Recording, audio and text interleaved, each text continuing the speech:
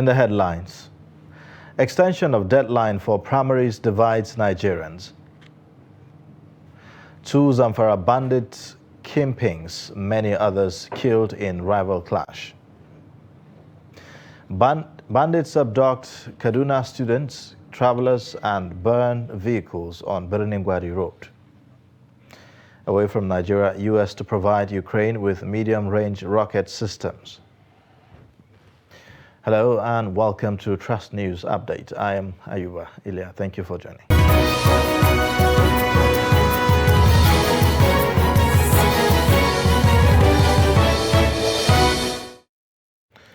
And now the details. The extension of deadline for political parties to conduct their primary election by the Independent National Electoral Commission to 9th of June has continued to generate reactions from political parties and civil society organizations. Some political parties and civil society groups in Kaduna who said the shift will give them room to prepare more, however, fault INEC on the decision. The report. According to INEC, the shift followed an extension request by political parties to review the time frame within which to conduct their primaries. Despite INEC's justification for the shift, the announcement has continued to generate mixed reactions from political actors and analysts. In Kaduna, some political parties welcomed the shift as it will give them room to cross their T's and dot their I's. The enlargement of time or the extension of time by the Independent National Electoral Commission is a welcome issue by us, considering the fact that it has given us the advantage to regularize what we have so far collected from the primary elections we have conducted. This request was made by all the 18 political parties under the umbrella of Inter-Party Advisory Council, that some of the parties are not going to be able to conduct all their primaries within that time limit. And even the INEC did not say you should do fresh primaries. No, they only say where such primaries have not been conducted already, they have now extended 6 days for them to be able to conduct that primary so that they can also fill in their candidates. Despite commending INEC for the deadline shift, the New Nigeria People's Party says the decision favors the ruling APC the most. This enlargement of time has to do with complaint mostly by the APC element, who feel if there will be no such an extension, then definitely it will not have time, the party, that's the APC, will not have time to resolve the crisis arising from those congresses they have conducted. At least from that time to when the door will be shut out for them, I don't think they will be able to sort all the problems arising from such congresses. So whether it is to their advantage or to any other person's advantage, we in the NNPP have taken it in good faith. If you look at it, the APC and the PDP, they have almost concluded all their activities. It is the parties, the opposition parties, the smaller ones, that are almost been taken unawares. If not for this extension that the INEC graciously granted. For the civil society, the electoral law is designed to accommodate extension, but faults the timing. Ordinarily, one would not have problem with extension of any nature, because even the electoral law, the way it was designed, is designed in such a way that it can accommodate this kind of extension where necessary. But what is fundamentally wrong with the extension is the manner in which INEC did it. If you are going to give an extension of this nature, you should have taken into account so many factors that will not create problem to the political party. Though the shift will help the smaller opposition parties form alliances ahead of the general election, it will give the ruling APC comparative advantage over opposition. Analysis coming from a pundit and even political observer that it was deliberately done so that whoever emerged as the flag bearer of the PDP, it will now give APC the opportunity to actually look at this contentious issue of zoning, whether to go with it or to jettison it in order to have a very good comparative advantage over the PDP. But as for the other opposition political parties like this new NPP, the PRP who are also, and Labour who are now trying to create a third force. So I think it has given them the opportunity to negotiate, to form alliance, to form alignment in order for them to come up with a consensus candidate among them that they are going to, that will compete with these other two parties, the APC and the PDP. Earlier, the National Commissioner and Chairman Voter Education of INEC, Festus Okoye, said the Commission had readily granted the request since INEC had not scheduled any specific activity between 3rd and 9th of June. Lami Sadiq for Trust TV News, Kaduna. Aspirants seeking to fly APC presidential flag in the 2023 election Tuesday continue to throng Transcorp Hilton Hotel to face the party's screening panel. Trust TV's Shafiu Suleiman reports that among those that faced the screening panel so far is Nigeria's Vice President Yemi Osinbajo, Senate President Ahmed Lawal, among several others. Postponed for a consecutive 4 times in a row, the APC presidential screening exercise is now taking shape. 2 days of robust engagement between presidential hopefuls and the screening panel. An exercise behind closed doors and away from coverage by the media, just as the aspirants also remain mute. Transcorp Hilton, venue for the APC presidential screening, is witnessing, a beehive of activities at the moment, courtesy of this exercise. So far, a number of presidential aspirants, about 10 of them, have been cleared by the screening panel, including the Vice President Yemi Osinbajo, the leader of the party, talking about Senator Bola Ahmed Tinubu, and the immediate past Minister of Transportation, Rotimi Amechi. Other presidential aspirants are on the queue as we speak. This is ahead of the party's national convention scheduled to hold on the 26th of June 2022. As the party is set for a much-awaited special convention to choose a flag bearer, intrigues, suspense, and a sense of uncertainty defines the horizon. Shafiu Suleiman, Trust TV News, Abuja.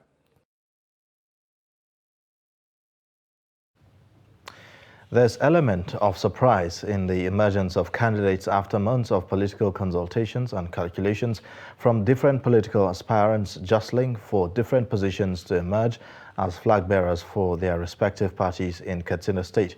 The 2 leading political parties of the All Progressives Congress and the People's Democratic Party in the state conducted their primary elections in what was described as the most free and fair primary election since the return of democracy. Trust TV, Jamil Mabai, followed the development and files in this report.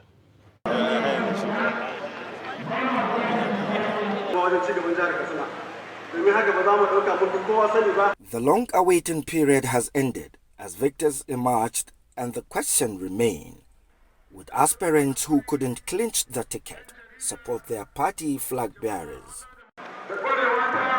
Mouths are waging on the role of delegates in primary election and on the choices made by the delegates.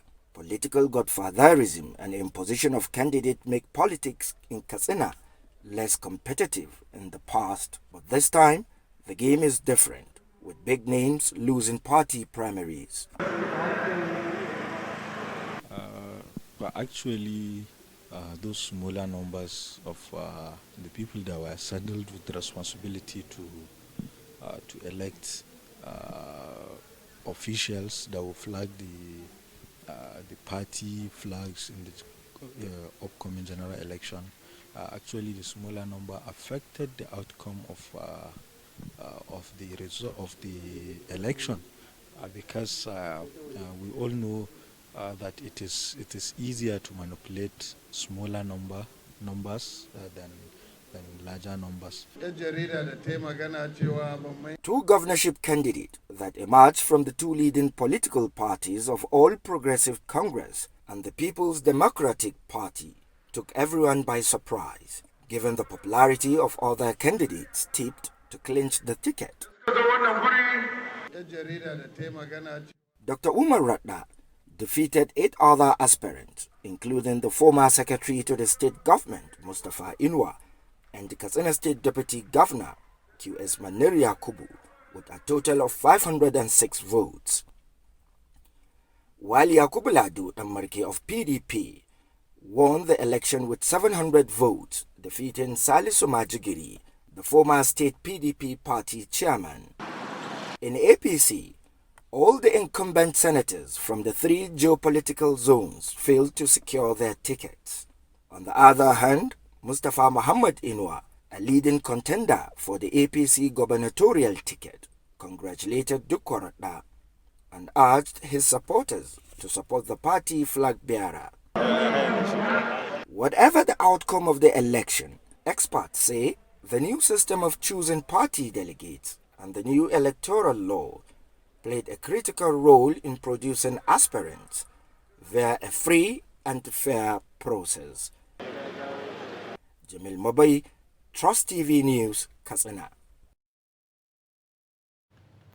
Staying with political stories, 2 sons of the Chief Judge of the Federation, Justice Ibrahim Tanko, have clinched National Assembly tickets for the 2023 elections. One of the sons, Siraj Ibrahim Tanko, won the All Progressives Congress ticket for Bauchi North senatorial seat. He defeated 2 other contestants, including the incumbent senator representing the constituency, Senator Adamu Bulkachua. The other son of the CJN, Sani Ibrahim Tanko, won the People's Democratic Party primary election in Shira Gefe, federal constituency of the House of Representatives. He was elected unopposed. The National Human Rights Commission, in collaboration with the Civil Society Forum, has inaugurated a joint investigative committee on the allegations of loss of 3 lives during the APC governorship primaries in Kano. At a joint press conference on the current political situation in Kano, the groups say that they have received a number of complaints from members of the public that 3 persons were allegedly killed during the primaries. The groups are calling on Kano citizens to come forward with any credible information that will help the committee in carrying out their assignment. The committee is expected to submit its report within 2 weeks. Primaries which took place last week in the state. We have since the receipt of the complaint become uneasy, as the revelations were not only scary but as well unfortunate. Consequently, the leadership of the National Human Rights Commission Kano office as well as the Kano Civil Society Forum, having appreciated the magnitude of the allegation, have both agreed to establish a joint public hearing committee to provide an avenue for the members of the general public to submit their written or oral memorandum regarding the alleged killings of the 30 persons at the APC governorship primaries. I would like also to call on our teaming youth, particularly those that are being used by the political class to perpetrate in this dastardly act, to avoid such, and of course avoid use of drugs, which is the most influencer of this dastardly act. Our team youth should understand that this political class, their immediate families are now protected by them in whatever aspect of protection, and the teaming youth are being used by this class to actualize their unjustified goals. And on security matters, 2 notorious bandits in Shinkafi local government area of Zamfara state, Dullu and Dammaigari, have been killed alongside at least 15 others during an attack on their base by another notorious bandit, Bello Turji. According to Daily Trust, the clash on Tuesday morning is the bloodiest encounter between the 2 sides, who have been locked in a long rivalry. Reports say that Turji mobilized fighters loyal to him who launched an unexpected attack at the Mania hideouts of the rival gang, where they killed some of the gang members, including Dullu himself and Dammaigari, who is a younger brother of Bashari Mania, a noted bandit turned intermediary. Spokesman of the Zamfara State Police Command, SP Shehu Muhammad, could not be reached as at the time of filing this report. Bandits in the early hours of Tuesday abducted students and other travelers along the Birnin-Gwari highway. They also burned 8 vehicles conveying students to their examination for admission into the School of Health at Makarfi, scheduled for Kaduna State University. According to a statement by the Public Relations Officer of Birnin-Gwari Emirate Progressive Union, Idris Saidu, the bandits laid siege on 3 different locations on the highway, forcing motorists to make U-turn while some were abducted. One of the students who escaped, Abubakar Haruna Babajo, said 8 vehicles were set ablaze by the bandits after abducting all the passengers, adding that they were lucky to have escaped. Bepu advised intending travelers to either suspend their journey or use other possible alternative routes, saying a large number of bandits were currently stationed at about 3 locations on the highway. Efforts to get police reaction to the kidnap proved abortive, as neither the police commissioner nor spokesman of the State Police Command could be reached as at press time. You're watching the news update on Trust Television. Coming up shortly. Katsina lepers cry out. Details and more after the break. Join us again.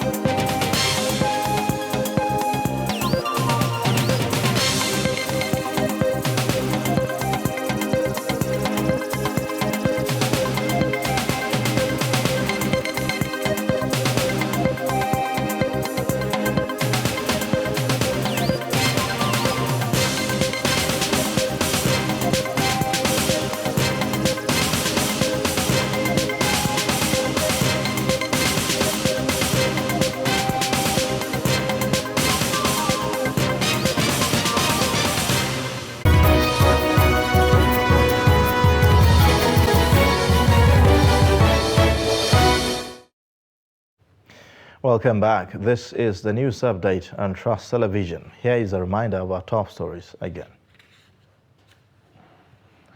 Extension of deadline for primaries divides Nigerians. 2 Zamfara bandits, kingpins, many others have been killed in rival clash. Moving on, a non-governmental organization, Global Environmental and Climate Conservation Initiative, has tasked journalists in Bauchi State on the need for effective reportage of climate change and its effect on the environment, survival of human beings and animals. This was part of a 1-day capacity training on media reporting on social ecological resilience held at the NUJ Press Center, Bauchi.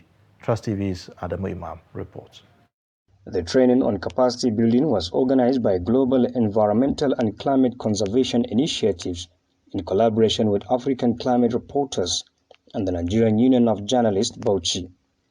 Speaking at the training, the Director of African Climate Reporters, Nuruddin Bello, stated that due to the devastating impact of climate change on the lives of the people, it was time for journalists to beam their reportorial searchlight on the sector.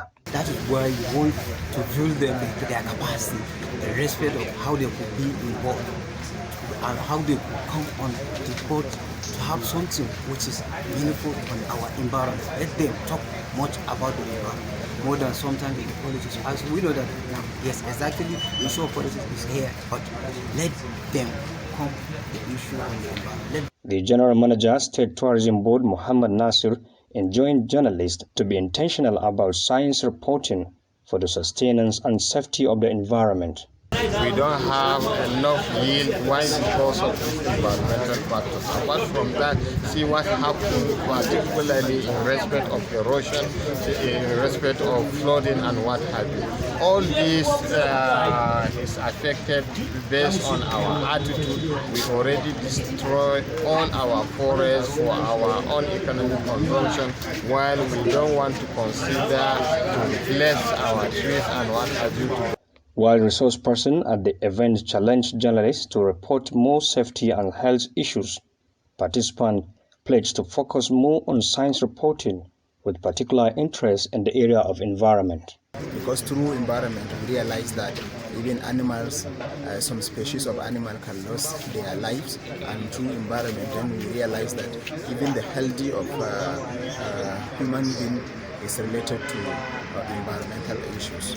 I'm sure it will make positive impacts on the society generally, because according to them, one of the resource persons says, if we will put all hands on deck to be reporting consistently and objectively on the climate change, definitely the phenomenon of climate change will reduce to 45% in the next 30 years. Adam Imam, Trust TV News, Bauchi. Babakura Hospital in the suburb of the ancient city of Katsina was established to treat and take care of leprosy and tuberculosis patients over 50 years ago. As an international referral center for leprosy and tuberculosis, as well as other infectious diseases, the hospital is first of its kind in northern Nigeria. However, since the conversion of the hospital to National Obstetrics Fistula Center in 2013, leprosy and tuberculosis patients have been finding it very difficult to get admission and other follow-up cases in the hospital. And now Abdullahi Yamadi takes a look at the plight of the patients and the current position of the hospital. For the past 40 to 50 years, leprosy and tuberculosis patients come to Babakura Hospital for medication and treatment. The patients, when admitted at the hospital, were later discharged after recuperating to settle at Ereshanye village, which is a stone throw from Babakura, for regular follow-ups. This continued over time up to 2013, when the hospital was transformed and converted to its present status.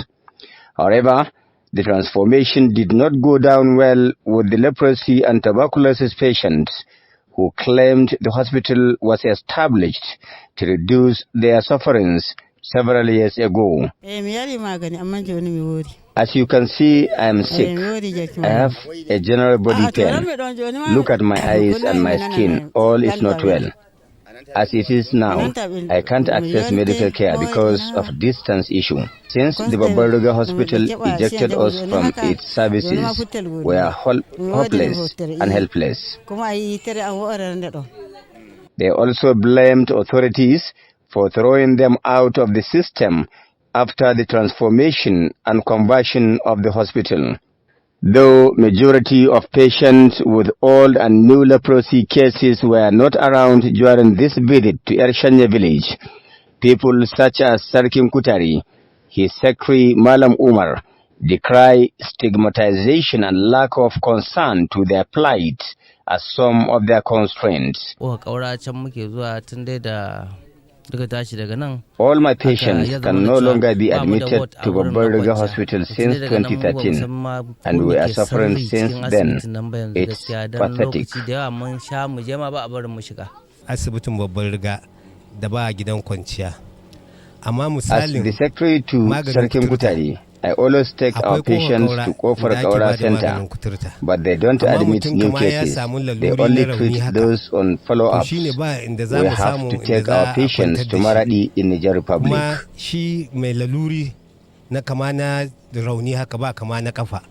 These people say they are dying in silence as a result of abject poverty and the proximity between the village and the Babakura Center, where they are being referred to for medication. Take a look at my body. Leprosy has finished me. there is no support or help from anywhere. We have been in this condition for a long time now. The medical director of the hospital said that the Katsina State government is providing enough drugs and other medical consumables to treat the patients. He reminds the state government for its earlier pledge to build an infectious disease hospital in Katsina. For over 40 years, this hospital has been treating fistula patients, TB and leprosy patients. But this center was taken over by the federal government on the 19th of December 2013, precisely to become a federal government institution that treats only fistula patients. According to her, this could at least reduce the sufferings of the leprosy and tuberculosis patients, besides removing the economic barrier and risk of traveling this long distance to Maradi in Niger Republic for medication. Abdullahi Ismayamadi, Trust Television News, Katsina. The federal government says the country's debt service ratio to revenue is 76% and not 97%, as reportedly claimed by experts. Speaking at the public presentation of the International Monetary Fund's Economic Outlook Monday in Abuja, the Director General of the Budget Office, Ben Akabweze, stated that in the fourth quarter of 2021, 76% of the revenue generated in the country was used for debt servicing. Akabweze said that the federal government is working to bring the figure down to 50%, but admitted that the figure is still much for the government to spend on much-needed infrastructure in the country. IMF's resident representative to Nigeria, Ari Eisen, said Nigeria's GDP is healthy with the 3.1% recorded in the first quarter, stating that the economic resilience will be led by growth in the agriculture and not oil. He, however, said that with high debt servicing and inflation, shielding the most vulnerable households without undermining debt sustainability should be a great priority. Away from Nigeria, the United States says it will provide Ukraine with advanced rockets to help it force Moscow to negotiate an end to the war. Reports say that the M142 high-mobility artillery rocket system equipped with munitions will allow Ukraine to launch rockets about 80 kilometers. Governor of the Luhansk region, Serhiy Haidai, in a tweet post said that Russian troops are fighting to take complete control of the eastern industrial city of Severodonetsk. President Volodymyr Zelensky says that Ukrainian forces have had some success near the southern city of Kherson and are advancing in parts of the Kharkiv region. And it's a wrap on Trust News Update. Remember, you can watch more by following us across all social media platforms and also subscribing to our YouTube channel. I am Ayuba Ilya. Thank you for watching.